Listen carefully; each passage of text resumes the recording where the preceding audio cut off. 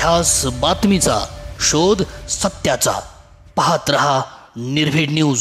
भरधाव चारचाकीने धडक दिल्याने वाहनाचे नुकसान झाले। त्यानंतर चारचाकी चालक महिलेने आणि तिच्या मित्राने वाहन चालकाला शिवीगाळ मारहाण करून जीवे मारण्याची धमकी दिली।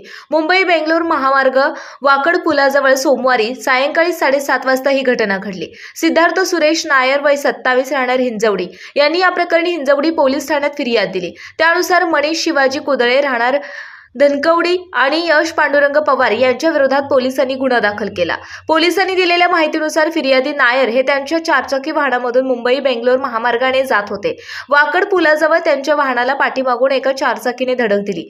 त्यामध्ये नायर यांच्या वाहनाचे मोठे नुकसान झाले। त्यानंतर संशयितांनी नायर यांना शिवीगाळ करून हाताने मारहाण केली, तसंच त्यांच्या अंगावर धावून येत कापून टाकतो अशी धमकी दिली। ध्यास बातमीचा, शोध सत्याचा। पाहत रहा निर्भीड न्यूज।